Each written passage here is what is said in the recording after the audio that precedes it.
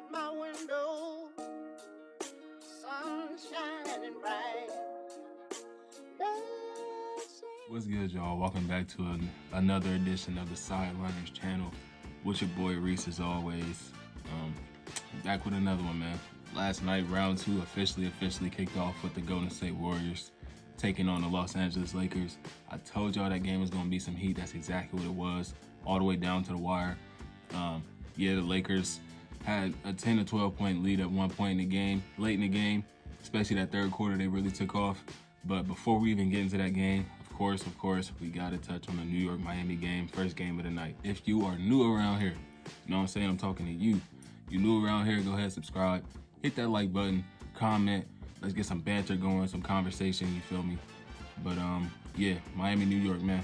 Heading into this game for the Heat, it's just their 9th time playing in a game without Jimmy Butler in the lineup since 2021. He's had pretty much amazing health over the past few years. Not really much injuries going on with Jimmy Butler. That's been, you know, the thing throughout his career. I think he had like one major injury that kept him out for a little minute, but you know, Jimmy Butler is pretty much a healthy guy. Even when he tweaked his ankle in game one, the man stayed on the court that last 3-4 minutes. Obviously he was, you know, just standing in the corner or whatever, but Jimmy Butler's he's a warrior, bro. But without Jimmy in this game, early on, Miami was playing with a lot of pride, the Miami Heat way, not allowing New York to just have their way without Jimmy Butler being on the court. They were fighting throughout that whole entire first quarter. Just a 2-point deficit heading into the second. In that second, though, both teams did struggle from the field. I don't have the exact stats. I stopped keeping track because it was too much. But both teams struggled from that field in that second quarter. Just 20 points scored for New York, and then 25 for Miami. But like I said, it was a struggle shooting. Caleb Martin in that first half was the bright spot for the Heat. 12 first half points, leading all Heat players. Crashing the glass all night, had 7 rebounds. He had 8 rebounds to finish the game. Rebounding just as much as Bam Adebayo. Bam ended up with 8 rebounds just as well. And we're going to get to Bam in a second, bro, because he really be pissing me off, man, especially with no Jimmy Butler, bro. Howard, we're going to get to it now, man. Forget it. How is Jimmy Butler not on the court? You know he's not gearing up to play this game, and your mindset is not go, go, go. If you're Bam Adebayo, you're a near max contract player, bro. An all-star caliber player. You were on the Team USA. I mean, I know that's like a little slight shit, but you was on the damn Olympic team, bro. So you know what it takes to play competitive basketball. I don't understand why he got up 10 shots in this game. Just 10 shots. He got outscored by RJ. He got outscored by Julius Randle. Jalen Brunson, of course, is going to get his buckets, but damn near Josh Hart nearly outscored him. Josh Hart finished the game with what? 14 points. Bam Adebayo finished with 15. And Josh Hart was at the free throw line for half of them points, bro. Like, he has to be better, especially if Jimmy's not playing. I think they said he's supposed to miss either game, the next few games as well. If Jimmy Butler's not playing, Bam Adebayo needs to lock the hell in, bro, because I don't know what that was. Yeah, the game wasn't, you know, crazy and like blowing out the water. It was only a 6-point loss. But at the same time, Bam, you got to do more, bro. You have to be way more aggressive in this game where you're supposed to be the second best player on the team. It's like with LeBron and Anthony Davis. When LeBron goes down, Anthony Davis is expected to step up and take that place, that production of being, you know, the guy. That's what Bam Adebayo was supposed to do, and he just didn't do that tonight. 10 shot attempts. That's unacceptable. Albeit they were just down 3 at the half. They were up 3 at the half. Like I said, had Bam had a better game, being more aggressive, he could go off for 30 any night. But he just chilled. He's coasting through these games, and I don't know why. Like, it's not the playoffs. Like, you're not trying to win a championship. Come on, my G. Max Strus had a game too, 17 points on 58% shooting. And then, like I said, Gabe Vincent had a really good game as well. Came alive in that fourth quarter, hit 2 big threes, and damn near and one to go up 6 with 7 minutes to play. But Brunson led the charge for New York and flipped the lead, went on a run themselves, a 12-3 run to go up 99-96 with 4 minutes left. 24-12 extended run to eventually end the game. Jalen Brunson is a true playoff performer, bro. The New York Knicks, like I said, bro, they got to steal. They got to steal out of Jalen Brunson. They also got to steal getting Josh Hart, bro. 11 rebounds. Out-rebounded Bam Adebayo. 11 rebounds in this game. And he was killing it on the offensive glass, per usual. But to start the game off, though, for New York, RJ Barrett was lighting it up, bro. 16 of the first 24 points in the first quarter, 3 of 5 from downtown, bro. He finished the first half with 19 points on 4 made threes. I didn't know RJ could shoot like that. I'm going to be real with you. He hit 4 threes in the first half. I'm thinking, dude about to go off for 40. But he slowed down just a little bit. Brunson got hot in that third quarter, and the ball stopped finding him, so he just had just the one made basket in the third quarter, which is fine considering, well, like I said, Brunson got it going. Julius Randle was there as well. Josh Hart, you know, Miami was struggling at some points on offense, so his scoring wasn't as needed as it was in that first half. In the back end of the game, because you got a closer in Jalen Brunson, Julius Randle can also, you know, bully down low and try possibly get some and ones. RJ, he did get a couple baskets in that fourth quarter though, but Brunson, it wasn't all good for Jalen in his game though. In that first half, he really struggled. Just 1 of 6 from the field. He scored 13 points in that third quarter though. Like I said, he picked it up, and then 10 points in that fourth quarter to close out the game. A complete 180 by comparison when you look at his first half production to his second half production, at least scoring wise. Finished the game with 30 points, led all scorers in his game. And Julius Randle, back from injury from game 1, that ankle was really giving him problems. Being aggressive per usual, you know. Nothing to it. 10 points in that first quarter, 2 back-to-back threes in the second quarter to cut the Miami lead to 8. To cut the Miami 8-point lead to 2, and then obviously go into the half just down 3. Finished the first half with 18 points scored, matching RJ's production. And then, like I said, Brunson really struggled in that first half. So thankfully for the New York Knicks, Julius Randle and RJ were there. The way they were there for them offensively, the way that Brunson wanted to be. And luckily for New York, Brunson did pick it up in that second half because Randle and Barrett, you know, kind of took a step back. But Randle offensively was looking good, attacking the rim, getting mid-range jumpers to fall, a few threes, a damn near triple-double for the game, and finished the game with 25 points, 12 rebounds, 8 assists. I thought a couple times late in that fourth quarter, he got to the rim, could have got a good look. Well, he had a good look had he, you know, looked, but passed it up, 2 turnovers. Like I said, it didn't really come back to bite them because they did end up winning this game by 6 points. But, you know, Julius Randle, RJ Barrett in that first half combined for 37 of the 51 first half points. And then when you add Brunson scoring in that third quarter, they combined for 65 of the 76 New York points scored. So those 3 production tonight was huge. Like I said, not to mention the game, Josh Hart had 14 points, 11 rebounds, and really sealed it at the free throw line at the end of this game. He as well finished with a near triple-double, 14 points, 11 rebounds, and 9 assists. Brunson, you know, he didn't have to play make. It was Julius Randle and Josh Hart playmaking.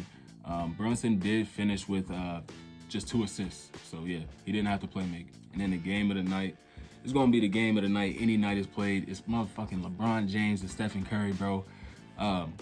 Jared Vanderbilt start the game off on Steph, immediately make him cough it up in the first 5 seconds. Yeah, they don't turn it into points, but that just goes to show he set the tone for the game, let Steph know it's not going to be none of that tonight. And that was the case throughout the first 3 quarters. Stephen Curry just had 13 points going into that fourth quarter. Obviously, he took off. He took off in that fourth quarter, led the Warriors on a decent low run. For whatever reason, a lot of this game, Stephen Curry was off of the ball, trying to come off of screens, getting chased around and stuff. Yeah, that's, you know, he's accustomed to doing that, but I feel he's most dangerous when the ball is in his hands. That's what the broadcasters were saying that as well. The broadcasting crew was saying that as well. Stan Van Gundy, get the ball in Stephen Curry's hands, man. Let him come off of these screen and rolls. The defense has to decide whether or not to, you know, stick with the big or step up on Curry for the 3. And if they step up on Curry, he has the ability to just go right past you to get to the rim. So he's most dangerous with the ball in his hands. And Steve Kerr finally woke up and realized that late in that fourth quarter. Stephen Curry led the Warriors on a crazy run. Ended up being 14-0 at one point, but he scored 14 of the 23 points during that run, and then ended up to tie the game late in that fourth quarter. LA's offense was just completely lackadaisical. They went up by 10, 12 points in that fourth quarter, and they got comfortable with the lead. Golden State, Stephen Curry, Klay Thompson hit a couple shots on his run as well. They wasn't going for that, and LeBron knows that. That's why he made sure the ball was in his hand in the last few minutes, making the decisions. He struggled heavily in this game. LeBron struggled, finishing just 37% for the game. He couldn't get anything to fall at all night. He was coasting through that first half though, just 12 points, 5 rebounds, 4 assists. Finished the game off ultimately with a double-double. But like I said, he couldn't get anything to fall, just 37% from the field. 22, 11, and 4 for the game.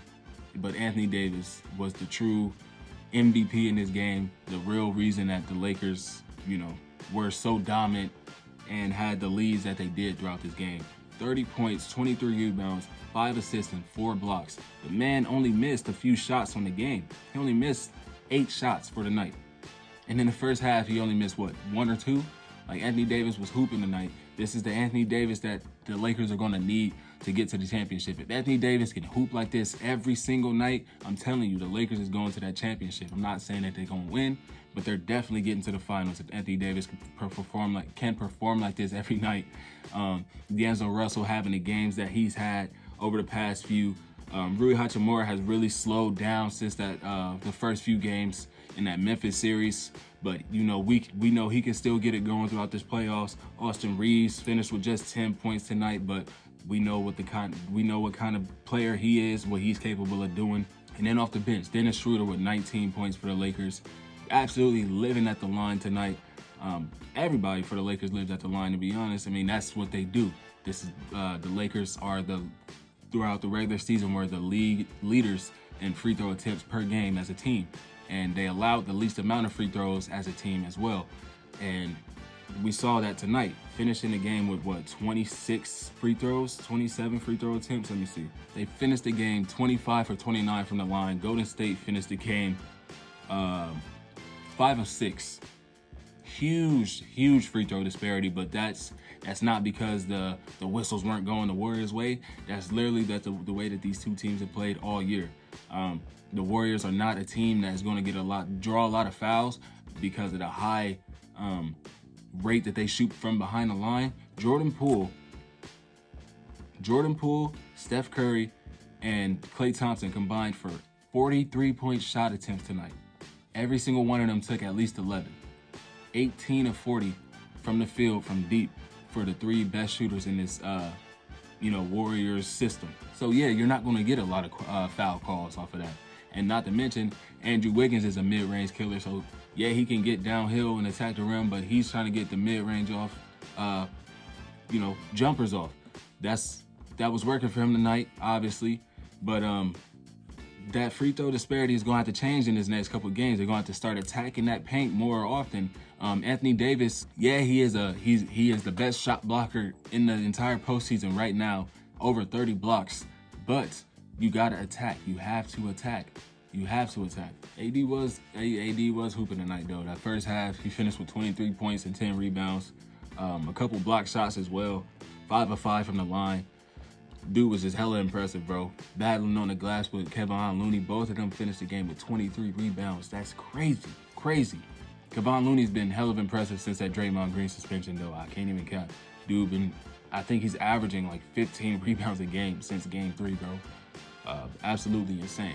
And the Lakers and Darvin Ham's game plan for this game, let anybody beat us if it's not Stephen Curry or Klay Thompson. Anybody shoot that 3, they just gonna crowd the paint, not allow anything to get nothing easy at the rim. And that worked for them throughout the majority of this game, up until that stretch in that fourth quarter where they couldn't really get anything to drop for them, and then Golden State just was scoring everything. That plan worked. Obviously, I think Steve Kerr would come in with a much more able to dissect what they were doing when they go back to watch film, there's only, for this entire series, there's only one game, one day break between each game. So there's not like the Phoenix series where they get a few days rest, a few days rest between games. No, they play every other night. So everybody has to be vigilant. Everybody has to be on their toes, especially the coaching staffs. That first half, man, Lakers was killing it in the paint. 32 paint points to Golden State's 12. And they were getting to the free throw line as well. I think in that first half, they ended up with 17 free throws. Yeah, 17 free throws in the first half. Made 16 of them. So if you want to combine all of that, that's 48 paint points in the first half for the Lakers, and they scored 64. But D'Lo in that second half, he be having these spurts of offense, bro, where it's really like giving the Lakers life, bro. Without D'Lo in game, what was it, 4 or 5 in the Memphis series, hitting those big threes down the stretch, the Lakers would have lost that game. If it wasn't for him and Austin Reeves combining for 18 of the 27 points scored in that third quarter, Lakers would have lost this game because the Warriors came out so hot, or got so hot in that fourth quarter. Luckily, they were able to finish the third up by 8, led for the entire quarter at that. They did not relinquish that lead not one time in that third. And like I mentioned, Looney was just an offensive a beast on the glass, especially offensively. In that first half, man had five offensive rebounds alone, 7 rebounds in the first quarter. So we knew off of that first quarter alone, it was going to be a huge rebounding game for him, as well as Anthony Davis. I think he finished the first quarter with 6 or 7 rebounds too. So just absolutely, this is going to be a crazy rebounding series for both of those guys. LeBron James will have a much better game. I'm calling it now. He will have a much better game in game 2. Just 9 of 24, 9 of 25, something like that from the field. Stephen Curry, the same, 10 of 25, 24. Klay Thompson, 9 of 20. Like, these guys struggle. We know what the 3 of them are capable of. We saw it for 4 years straight in the Cleveland versus Golden State finals fiasco, rivalry, whatever you want to call it. We know what these guys can do, bro. It's just a matter of when. And Jordan Poole, man, I'd be remiss if I didn't mention the game. He performed. This was his best playoff game thus far this postseason. 4 huge triples, all off the catch in that first half. In that first half. And 1 3. He had 13 points scored in the first half. All of them came in the second quarter. Much needed scoring punch for the Golden State Warriors. Without him in that second quarter, they would have been down more than just 1 point going in half. And everybody giving him shit for that last shot he took. Rightfully so. It was a bad shot, especially considering Steph Curry was so hot. And you also had Klay Thompson on the court.